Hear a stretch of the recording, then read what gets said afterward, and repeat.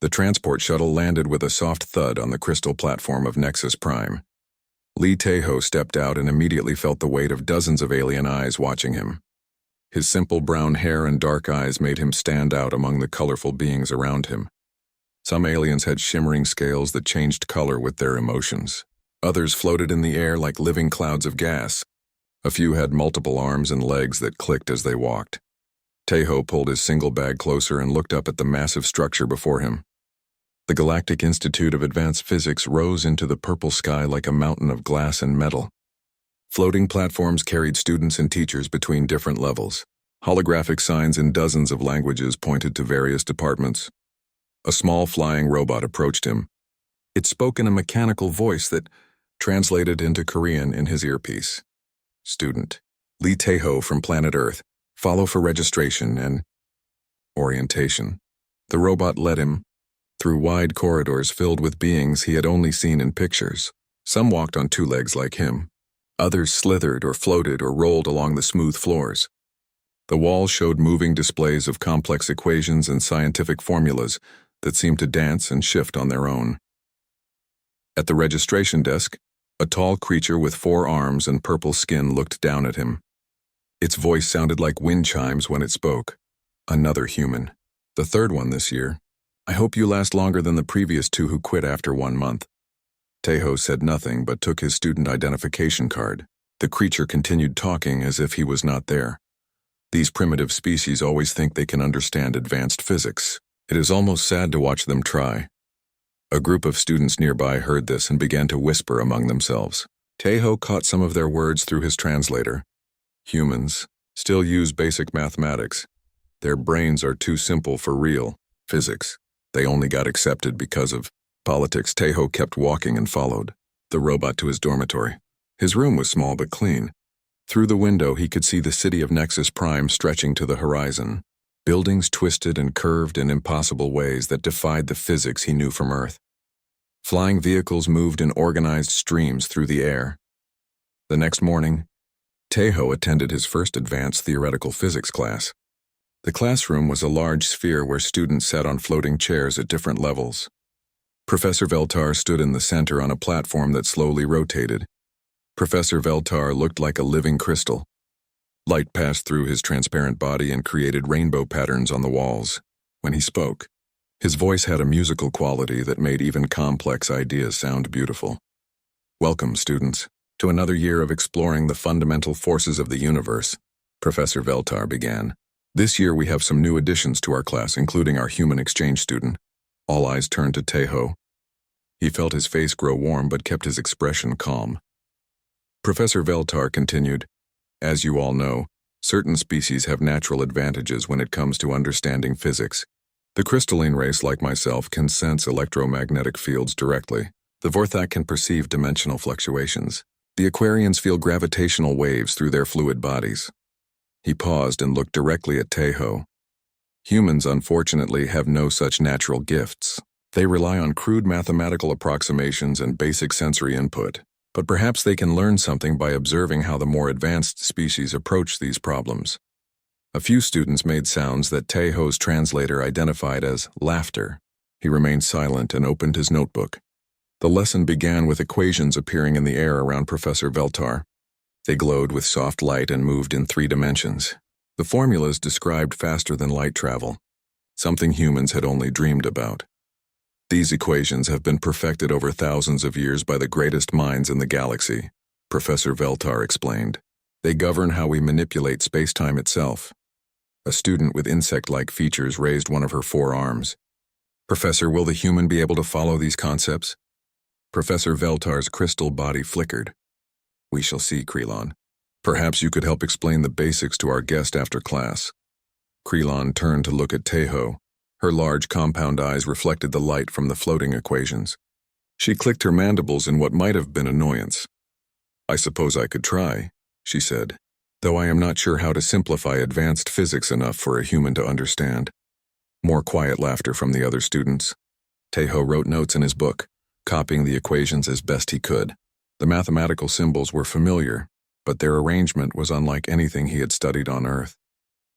As the class continued, Professor Veltar demonstrated how different species solved physics problems. A gaseous student named Moxith could feel energy flows through his cloud-like body. A plant-based being called Yathara absorbed electromagnetic radiation and converted it directly into mathematical understanding. You see, Professor Veltar said, physics is not just about memorizing formulas. It is about feeling the universe itself. This is why species with natural physics intuition excel, while others struggle with basic concepts. When the class ended, the students began to leave. Krelon approached Teho with obvious reluctance. "Human," she said, "I'm supposed to help you understand today's lesson. Do you have any questions about the equations we reviewed?" Teho looked at his notes. The equations were complex, but he could see the mathematical logic behind them. Something about them bothered him, though he could not quite identify what. "I think I understand the basic structure," he said quietly. Krelon's antennae twitched with what seemed like surprise. "Really? You understand faster than light field manipulation on your first day?" "I understand the mathematics," Teho clarified. "Whether I understand the physics is another question." "Humans and their obsession with mathematics," Krelon muttered. "Physics is about feeling the universe, not just calculating numbers. But I suppose your species must work with what little ability you have." She explained some of the concepts in simpler terms, though her tone suggested she thought it was hopeless. Teho listened carefully and asked a few questions. Each question seemed to surprise her more. "You actually think about these problems differently than I expected," she admitted as they finished. "Most humans I have heard about just memorize formulas without understanding." Teho packed his notebooks. "Maybe that is because we have to think harder about problems that come naturally to other species." That evening, Teho sat in his room studying the equations from class. He wrote them out in different forms, approaching them from various mathematical angles. Something about the third derivative troubled him, but he was not ready to question formulas that had been accepted for thousands of years. Outside his window, the alien city pulsed with lights and energy. Ships moved through the sky using the very physics principles he had learned about that day. Tomorrow would bring more classes and more reminders of how limited humans were supposed to be. But tonight, Teho continued working through the mathematics, unaware that his different way of thinking would soon change everything. 3 weeks had passed since Teho started classes at the Galactic Institute. His grades were not good. In advanced theoretical physics, he scored 62% on his first exam. In dimensional mathematics, he managed only 58%. His quantum field theory assignment came back marked with red corrections and a note that read, "Needs significant improvement." The other students whispered about his poor performance. They nodded to each other, as if his struggles proved everything they believed about humans. Even Krelon, who had begun to show him small kindnesses, seemed disappointed. "I tried to help you," she said after seeing his latest test score. "But perhaps some species are just not meant for advanced physics." Teho sat alone in the cafeteria most days. The food was strange but edible, nutritional paste that changed flavors as he ate it, liquid proteins that glowed softly in the dim lighting. He watched the other students work together on problems, their natural physics abilities letting them solve equations by intuition rather than calculation. His dormitory room became his refuge. Late at night, when the alien city grew quiet, Teho spread his notes across his desk. He worked through problems step by step, using the mathematical methods he had learned on Earth. The approach was slower than what his classmates did, but it was thorough. He filled notebook after notebook with calculations. Each equation from class he broke down into smaller parts. He studied how each variable related to the others. He drew diagrams and made charts that helped him visualize the mathematical relationships. One evening, his door chimed. Park So-min stood outside with a concerned expression. She was the daughter of the human ambassador and studied xenobiology in a different department. "Teho, I heard about your grades," she said as she entered his room. "Are you okay?" He gestured to the papers covering his desk. "I am trying to understand their physics. But every time I think I know something, the exam shows I am wrong." So-min picked up one of his notebooks. The pages were filled with detailed calculations and mathematical proofs. The work was far more complex than anything she had seen in her biology classes. "This looks incredibly advanced," she said. "Maybe the problem is not your understanding, but how they test it." "What do you mean?" "My professors test intuition more than knowledge. They want us to feel the right answer rather than calculate it. Maybe physics classes are the same way. Tejo had not considered this. His human mind worked by building understanding piece by piece through mathematics. The alien students seemed to know answers before they even started calculating. So Min sat down across from him. I talked to Kim Do-hyun yesterday. He is having similar problems in engineering. Do-hyun was Taeho's roommate, though they rarely saw each other due to different schedules. He was studying advanced spacecraft design in the engineering department. What kind of problems? The professors dismiss human innovations as lucky accidents. When Do-hyun suggests improvements to engine designs, they say humans cannot possibly understand principles that took their species millennia to develop. This frustrated Taeho. He knew humans had made remarkable technological advances on Earth. Yet here, their achievements were treated as primitive stumbling in the dark. There are 12 humans in different programs across the institute, So Min continued. All of us face the same attitudes. The professors expect us to fail, so they interpret our struggles as proof of human limitations. The next day brought another difficult class. Professor Veltar announced they would study multidimensional energy transfer, one of the most challenging topics in galactic physics. This subject requires deep intuitive understanding of how energy behaves across dimensional boundaries, he said. The crystal patterns in his body shifted to show complex geometric shapes. Some species grasp these concepts naturally. Others find them impossible to comprehend. He looked directly at Taeho when he said this. Several students turned to watch Taeho's reaction. The lesson involved equations that described how energy could be moved between different dimensions of space-time. Professor Veltar demonstrated by creating a small energy sphere that flickered in and out of visible existence. The mathematics are merely a crude approximation of the true physics, he explained. Real understanding comes from feeling how energy wants to flow across dimensional barriers. Yithara, the aquatic student who consistently scored highest in all classes, raised a tentacle-like appendage. Professor, may I attempt the demonstration? Of course, Yithara. Show us how a truly gifted student approaches this problem. Yithara closed her large, dark eyes and seemed to concentrate. The water in her breathing apparatus began to glow softly. Energy patterns appeared around her, visible as shimmering waves in the air. Within seconds, she had created a stable energy transfer between two-dimensional states. The class erupted in appreciative sounds. Professor Veltar's crystal body brightened with pleasure. Excellent work, Yithara. You demonstrate the intuitive grasp that makes for truly great physicists. Then his attention turned to Taeho. Perhaps our human student would like to attempt the same demonstration. The room grew quiet. Every alien eye focused on Taeho as he stood up. He approached the demonstration area, knowing he could not replicate Yithara's intuitive method.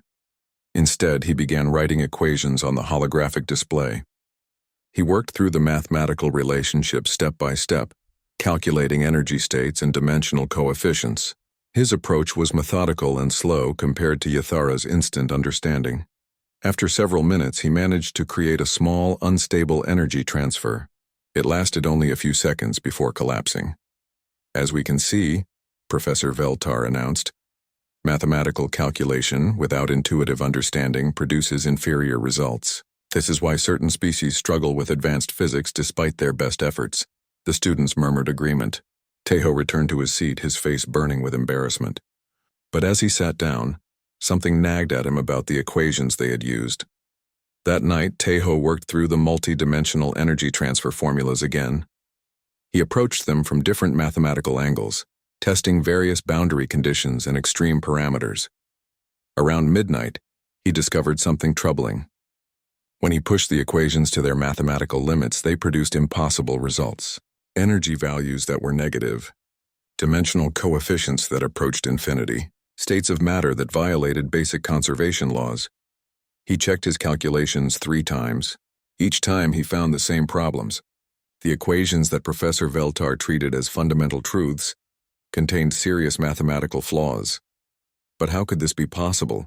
These formulas had been developed by the galaxy's greatest minds over thousands of years. Surely they would have noticed such basic errors, unless they had never looked at the mathematics carefully enough. If all the advanced species relied on intuition rather than calculation, they might have missed problems that only showed up through detailed mathematical analysis.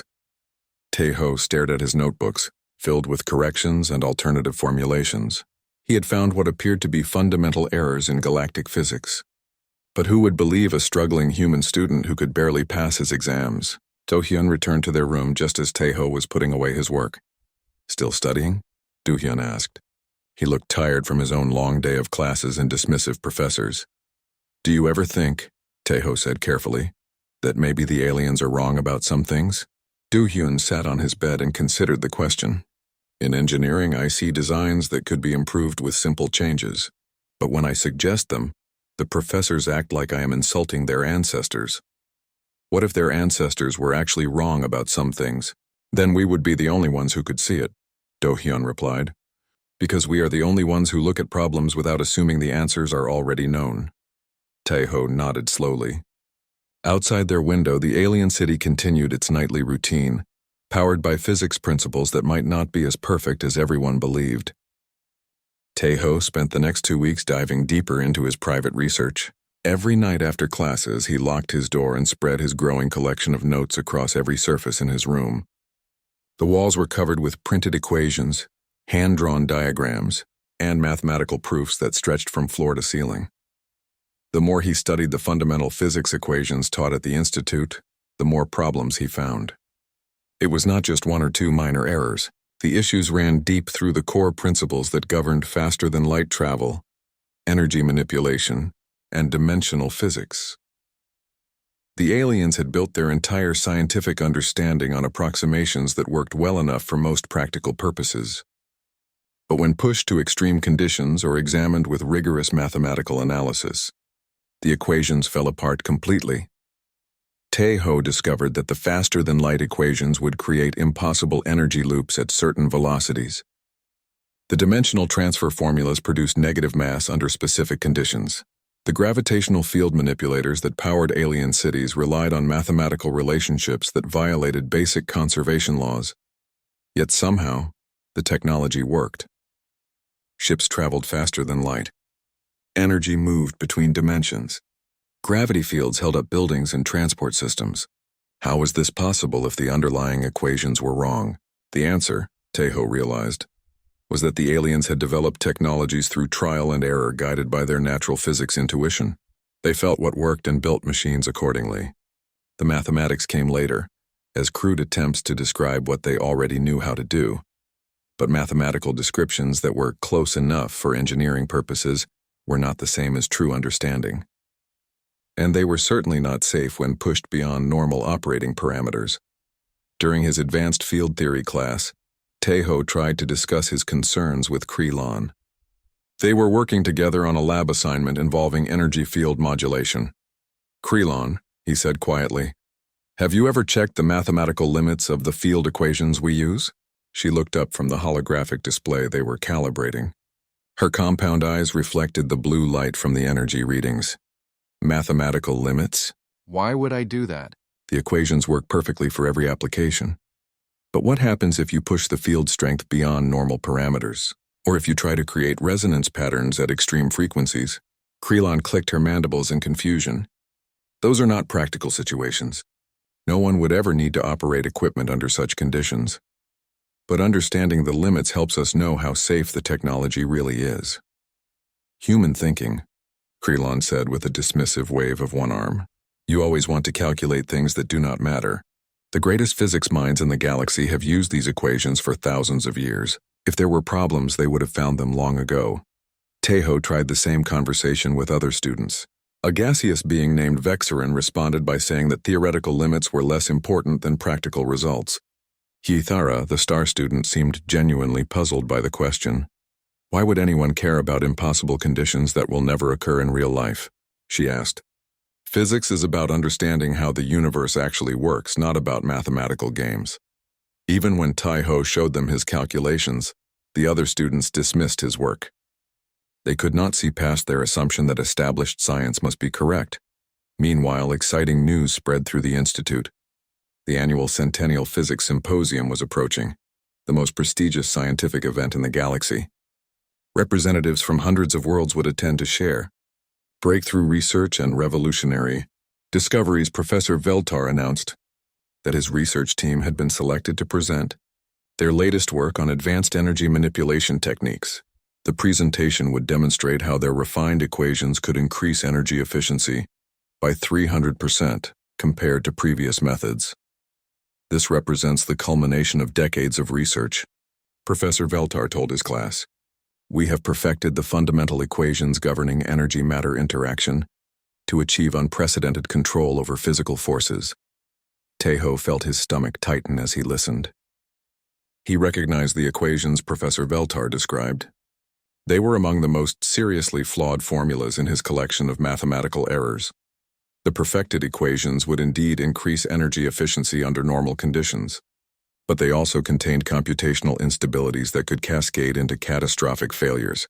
At the extreme energy levels Professor Veltar planned to demonstrate, the mathematical flaws could produce dimensional rifts or uncontrolled energy releases.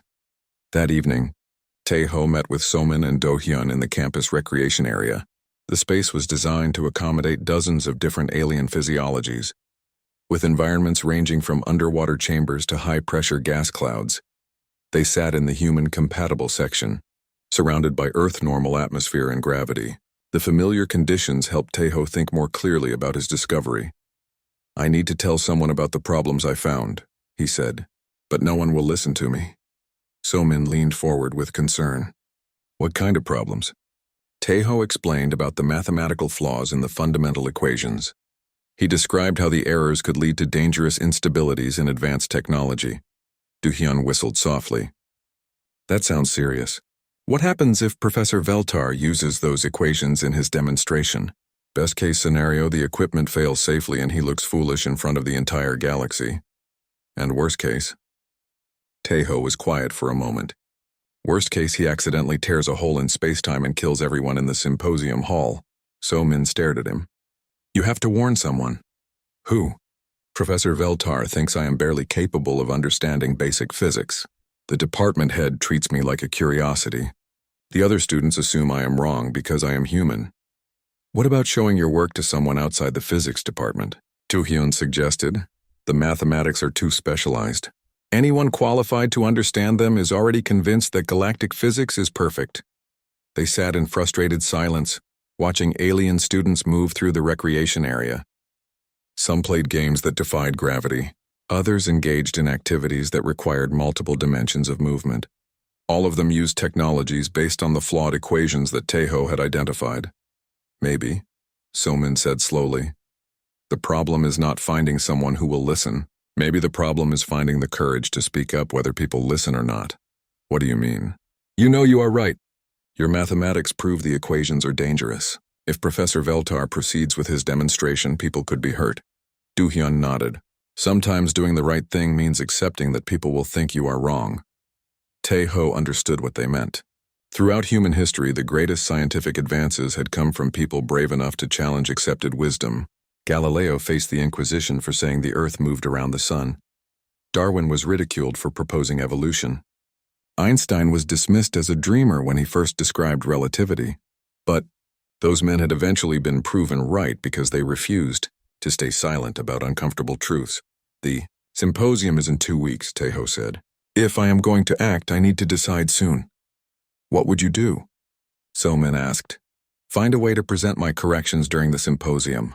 Show the mathematical errors and explain why the demonstration is dangerous." "In front of the entire galaxy?" Tejo nodded. "In front of the entire galaxy." Do-hyun grinned. "It will definitely be interesting.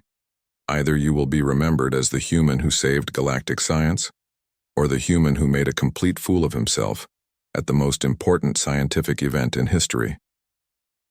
"Those are the only 2 options?" Tejo asked. "Pretty much," Somin replied. "But I think I know which one I would choose." That night, Tejo sat surrounded by his equations and calculations. Outside his window, the alien city pulsed with energy patterns that followed the flawed physics principles he had discovered. Ships moved through the sky using mathematics that could fail catastrophically at any moment. He picked up his pen and began preparing his presentation for the Centennial Physics Symposium. Whether the galaxy wanted to hear it or not, someone needed to tell them the truth about their physics. The Centennial Physics Symposium arrived with great ceremony. The main auditorium of the Galactic Institute transformed into a magnificent display of scientific achievement. Holographic banners from hundreds of worlds floated above the audience. Alien dignitaries filled seats designed for every possible body type and environmental need. Tejo sat in the back corner of the auditorium, his heart beating rapidly. He wore his best formal clothes, though they looked simple compared to the elaborate ceremonial garments of the alien attendees. In his hands, he held a small data pad containing all his mathematical corrections and safety warnings. The opening ceremonies featured speeches from the most respected scientists in the galaxy. They spoke about the triumph of physics over ignorance, the victory of advanced minds over primitive thinking. Several speakers made references to the importance of species with natural physics abilities leading galactic science. Professor Veltar was scheduled to present in the afternoon session. His topic was listed as Revolutionary Advances in Energy Manipulation through Perfected Field Equations. The program described his work as representing the pinnacle of galactic physics achievement. During the lunch break, Tejo tried once more to approach Professor Veltar privately. He found the crystal being surrounded by admirers and colleagues in the faculty lounge. "Professor," Tejo said quietly, "I need to speak with you about your presentation." Professor Veltar's crystalline body flickered with annoyance. "Not now, human. This is a day for serious scientific discourse, not remedial tutoring. It is about the equations you plan to demonstrate. I have found some mathematical concerns." Several alien professors nearby turned to look at this interruption. Their expressions ranged from amusement to irritation. "Mathematical concerns?" Professor Veltar's voice carried a note of condescension. "You have been in our program for barely 2 months and your grades are mediocre at best. What possible concerns could you have about equations perfected by minds far superior to yours? The third derivative of the energy transfer function creates impossible states under extreme conditions," Tejo said quickly. "The demonstration parameters you plan to use could trigger cascading instabilities." The group of professors began making sounds that Tejo's translator identified as laughter.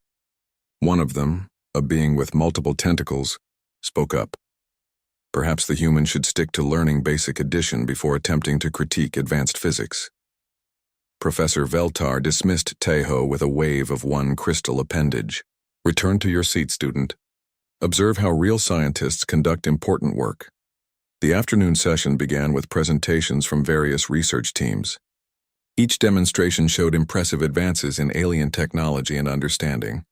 Energy shields that could stop starship weapons, gravity manipulators that could move entire asteroids, dimensional gateways that allowed instant travel across the galaxy. Finally, Professor Veltar took the stage. The auditorium fell silent as he began his presentation. His crystal body glowed with internal light as holographic displays filled the air around him.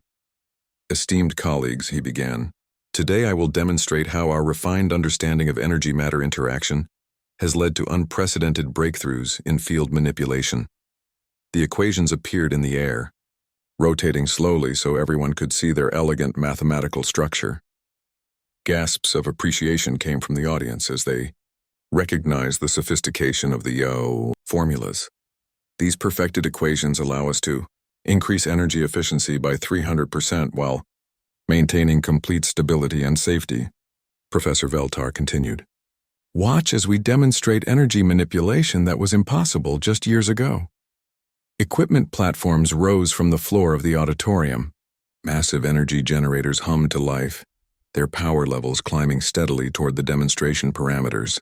Holographic displays showed energy readings climbing into ranges that made some audience members shift nervously in their seats. Tejo watched the numbers with growing alarm. The energy levels were approaching the exact conditions where his mathematical analysis had predicted catastrophic instability.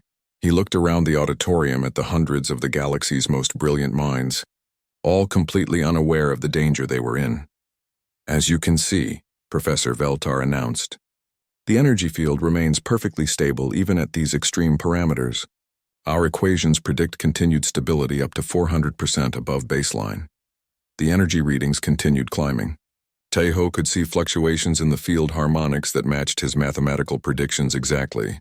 Small instabilities were beginning to cascade through the system, still invisible to the monitoring equipment but growing stronger with each passing second. During the question and answer period, several alien scientists asked about theoretical applications and potential improvements. Professor Veltar answered each question with confidence, his crystal body glowing brighter with pride at the recognition. Then Tejo stood up. The movement was small, but in the formal setting of the symposium it drew attention. Heads turned toward the back of the auditorium where a lone human student had risen from his seat. "Yes?" Professor Veltar said, his tone suggesting he expected a simple question that would demonstrate human ignorance once again. Tejo's voice carried clearly through the silent auditorium. "Professor, there is a fundamental error in your third derivative calculation that will cause field collapse within the next 60 seconds. The silence deepened.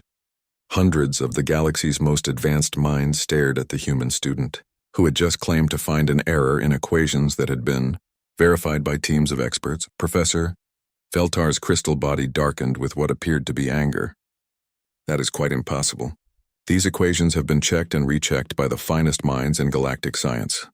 The error only appears under the specific energy conditions you are currently using," Tejo said, walking down the aisle toward the demonstration area. "Your monitoring systems cannot detect it because it manifests in dimensional fluctuations that your instruments were not designed to measure." Murmurs began spreading through the audience. Some sounds were amused laughter. Others carried notes of concern or curiosity. "Young human," said the symposium moderator, "this is highly irregular. Do you have any evidence to support such a serious claim?" Tejo reached the front of the auditorium and looked up at the holographic displays showing the energy readings. The instabilities he had predicted were clearly visible now, small but growing exponentially.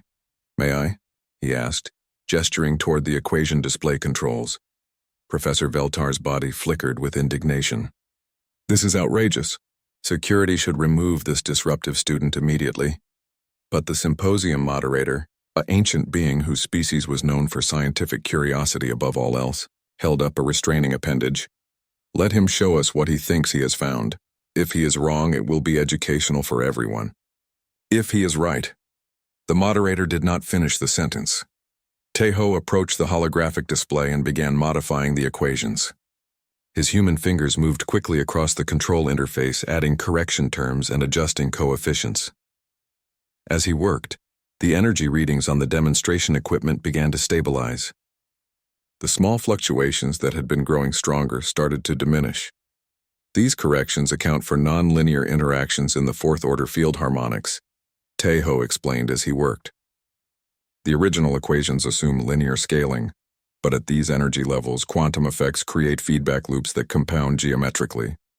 He finished his modifications and stepped back. The corrected equations floated in the air beside Professor Veltar's original formulas. The differences were subtle but mathematically significant. The audience stared in complete silence at the two sets of equations. Then someone in the third row began working through the calculations on their personal device. Others followed suit. Within minutes, dozens of the galaxy's most brilliant scientists were frantically checking the human student's mathematical corrections. Professor Veltar looked at the energy readings from his demonstration equipment. The instabilities had completely disappeared. The energy field was now perfectly stable at levels that should have been impossible according to his original equations. The auditorium remained silent as the full implications began to sink in. A human student had just corrected fundamental physics equations that had been accepted by galactic science for centuries. The symposium auditorium erupted into chaos. Hundreds of alien scientists began talking at once, their voices creating a cacophony of different languages and sound frequencies. Some beings rushed toward the demonstration equipment to examine the readings more closely. Others worked frantically on personal devices, checking and rechecking the mathematical corrections Tejo had made. Department Head Moxith, a gaseous being whose cloudy form had been floating near the main stage, condensed into a more solid shape and approached the equation displays. His voice carried the authority of someone who had overseen galactic physics education for decades. "Silence," he commanded, and the auditorium gradually grew quiet. "We need systematic verification of these claims before drawing any conclusions." Teams of scientists formed around different sections of the corrected equations. Each team included representatives from multiple species, combining different types of physics intuition with computational analysis. Holographic displays throughout the auditorium showed their progress as they worked through the mathematical proofs. Tejo stood beside the main display, feeling exposed under the attention of so many brilliant minds.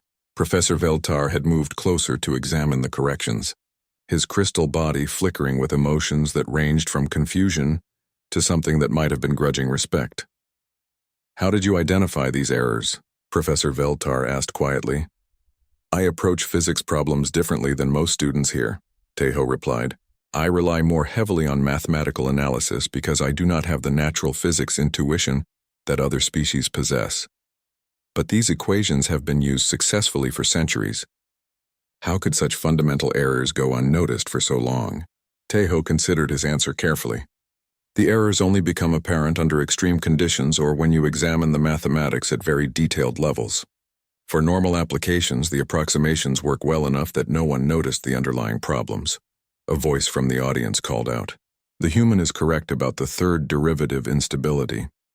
It was Dr. Cathara, one of the most respected theoretical physicists in the galaxy. "The correction factors he added are mathematically sound." Another scientist confirmed the dimensional fluctuation calculations. Then another verified the quantum field interactions. One by one, the galaxy's top physics minds acknowledged that Tejo's corrections were not only accurate, but necessary for safe operation at high energy levels. The implications began to sink in throughout the auditorium. If these fundamental equations contained errors, what about other established principles? How many other physics concepts needed similar corrections? Yithara, the star student from Tejo's class, approached him with an expression of amazement. Her aquatic features showed the emotional equivalent of profound respect. "Tejo," she said, "I need to apologize for how I treated you in class. I never imagined that someone could find problems with equations I never thought to question." "You had no reason to question them," Tejo replied. "They worked for everything you needed to do. But you found the flaws anyway. How?" "Human mathematics training emphasizes checking boundary conditions and extreme cases. We are taught to test equations under every possible condition, not just the ones we expect to use."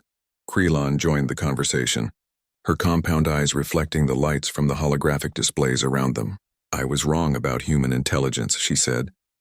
"Your species approaches problems from directions that never occur to us." More confirmations came from the verification teams. The corrections were mathematically elegant and physically necessary. Without them, the energy manipulation demonstration would have indeed created dangerous instabilities. Within minutes of reaching full power, Department Head Moxith floated back to the center of the auditorium and addressed the entire assembly. "It appears that our human student has identified genuine errors in fundamental physics equations. This raises serious questions about other established principles." A prominent scientist from the Centaurian Confederation stood up. "How do we know this is not an isolated case? What other equations might contain similar problems?" Tejo felt hundreds of eyes turning toward him again. He took a deep breath before answering. "I have identified similar issues in 17 other foundational equations used throughout galactic physics," he said. "The problems follow consistent patterns related to nonlinear scaling and quantum boundary conditions." The auditorium fell silent again. 17 other flawed equations meant that much of galactic technology might be operating under incomplete or dangerous assumptions. "Can you demonstrate these other corrections?" asked the symposium moderator. Tejo nodded and began bringing up additional equation sets on the holographic displays. Each correction followed similar mathematical principles, accounting for effects that became significant only under extreme conditions or with very detailed analysis. As he worked through the demonstrations, a pattern became clear to the assembled scientists. Human mathematical thinking, while perhaps less intuitive than alien physics sense, was more systematic and thorough. Humans naturally checked assumptions that other species took for granted. Professor Veltar approached the display area again, his crystal body now glowing with intellectual excitement rather than anger. "Student Tejo," he said formally, "I owe you an apology. Your mathematical approach has revealed flaws in my life's work that could have led to catastrophic failures. Professor, your intuitive understanding of physics is still far superior to mine." Tejo replied, "I can find mathematical errors, but I could never have developed these technologies in the first place." "Perhaps," Professor Veltar said thoughtfully, "the galaxy needs both approaches. Intuitive physics understanding to develop new technologies, and rigorous mathematical analysis to ensure they are safe and accurate. News of the discovery began spreading beyond the symposium auditorium. Communication networks throughout the galaxy carried reports of the human student who had found fundamental errors in established physics. Scientific institutions on hundreds of worlds started emergency reviews of their own foundational equations. The Galactic Science Council announced an immediate session to address the implications of the discovery. Representatives from major civilizations requested copies of all the mathematical corrections for review by their own physics experts.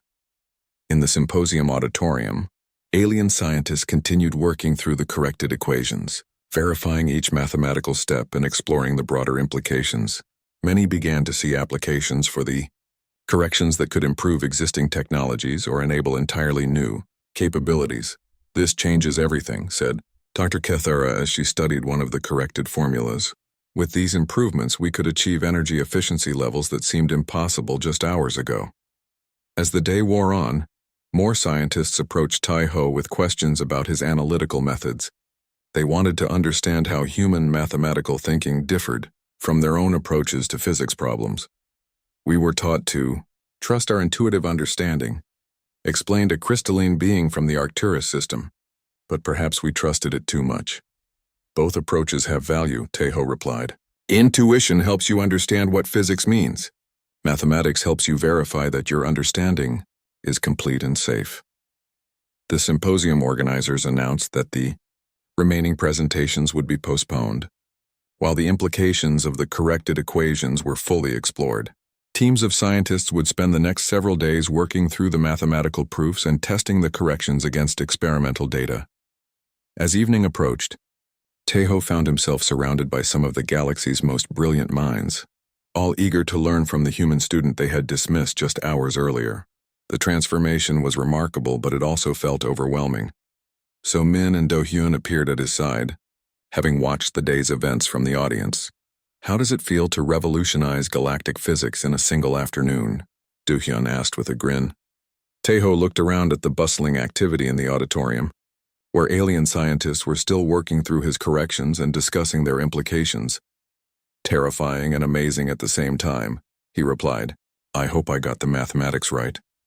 "I think," So-min said, "that the galaxy is about to find out just how valuable human thinking really is." 3 months after the Centennial Physics Symposium, the Galactic Institute of Advanced Physics looked like a completely different place. Human students walked through the corridors with confidence, no longer treated as curiosities or academic charity cases. Alien students actively sought them out as study partners, eager to learn human mathematical techniques. Tai-Ho sat in his new office, which was much larger than his old dormitory room. The walls were covered with holographic displays showing collaborative research projects involving teams of humans and aliens.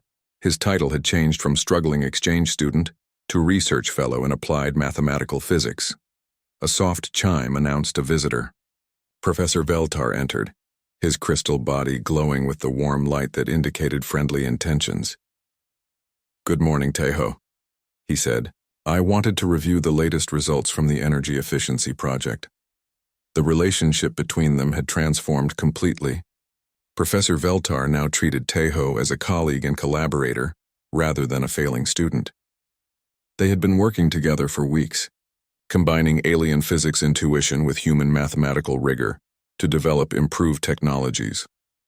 "The corrected equations are performing even better than we predicted," Tai-Ho replied, gesturing to the data displays around them. "Energy efficiency is up by 412%, and the safety margins have improved dramatically." "Remarkable," Professor Veltar said as he studied the numbers. "My species has been working with energy manipulation for thousands of years. Yet your mathematical approach revealed improvements we never imagined." The success of their collaboration had become a model for the entire institute.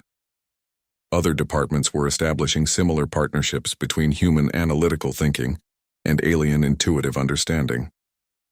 Krelon appeared in the doorway, her insect-like features bright with excitement. She had become one of Tai-Ho's closest friends and most effective collaborators. "The Dimensional Gateway Project just achieved stable portal formation," she announced. "The human mathematical corrections eliminated The quantum fluctuations that used to make long-distance travel so dangerous. This was another breakthrough that had emerged from combining human and alien approaches to physics. Alien scientists had developed dimensional travel through intuitive understanding of space-time manipulation.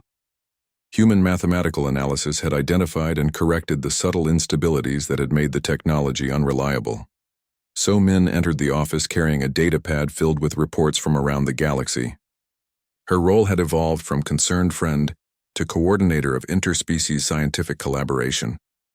The latest updates from the Galactic Science Council, she said, handing Taeho the pad. 47 different worlds have requested human mathematical consultants for their physics programs. The demand for human analytical skills had exploded once the galaxy realized what they had been missing. Civilizations that had dismissed human intelligence were now competing to attract human scientists and mathematicians. The Centaurian Confederation is offering full scholarships for 100 human students, so Min continued.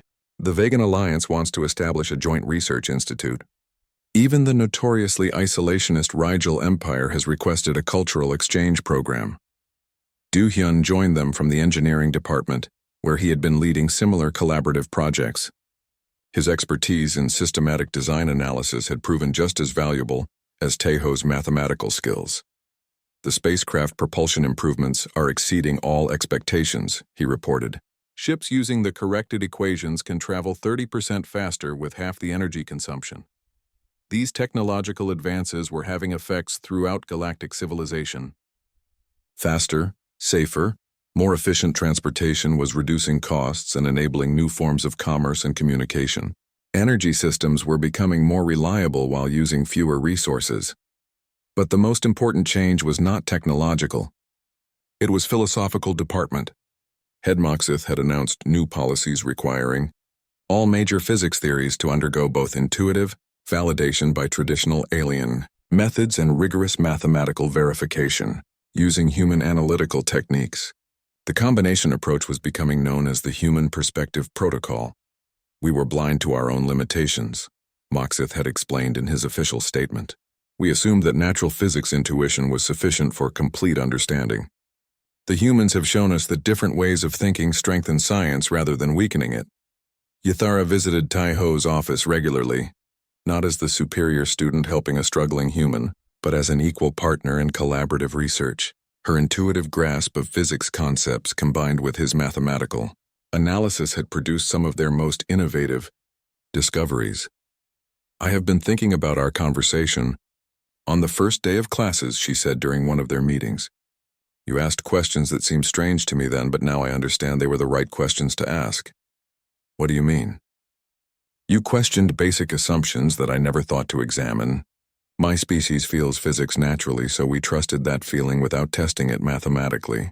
But feelings can be incomplete or misleading. This realization was spreading throughout alien scientific communities. Species that had relied entirely on natural physics abilities were discovering the value of systematic mathematical verification.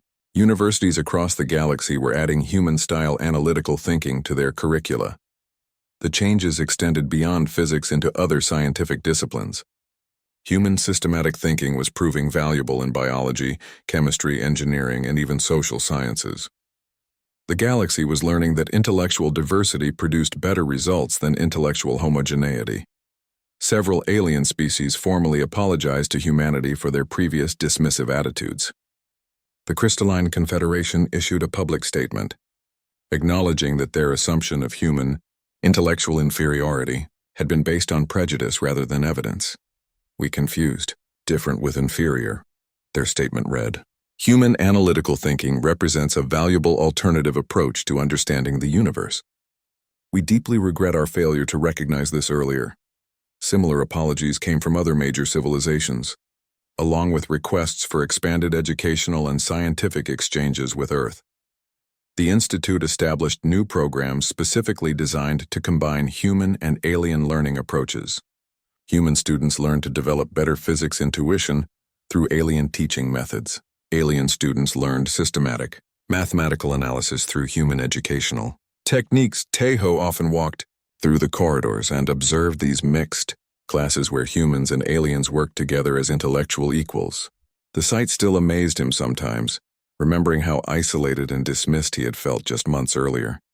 In his office one evening, as the alien city glowed with improved energy systems based on his mathematical corrections, Taeho prepared materials for the next day's lecture. He was now teaching a course called Mathematical Verification of Physics Principles to both human and alien students. His first group of students would arrive tomorrow morning, eager to learn how systematic analysis could reveal hidden flaws and improvements in established scientific knowledge. Among them would be beings from species that had once considered humans intellectually primitive. The transformation was remarkable, but Taeho understood that it represented something larger than just changed attitudes toward humans. The galaxy was learning to value different ways of thinking and to combine diverse approaches for better results. As he reviewed his lesson plans, Taeho smiled at the memory of his first day at the Institute, when Professor Veltar had dismissed human mathematical thinking as crude approximation. Now those same mathematical techniques were revolutionizing galactic science and technology. Outside his window, ships moved through the sky using improved propulsion systems. Buildings maintained their gravity fields with enhanced stability. Energy flowed through distribution networks that operated at unprecedented efficiency levels. All of these improvements had emerged from the simple recognition that different species might have valuable perspectives that complemented rather than competed with each other. The next morning would bring new students, new collaborations, and new discoveries. The galaxy had learned that the strength of science came not from the dominance of any single approach, but from the creative combination of many different ways of understanding the universe. Taeho finished his preparations and looked forward to teaching the next generation of scientists, both human and alien, how to work together to push the boundaries of knowledge even further.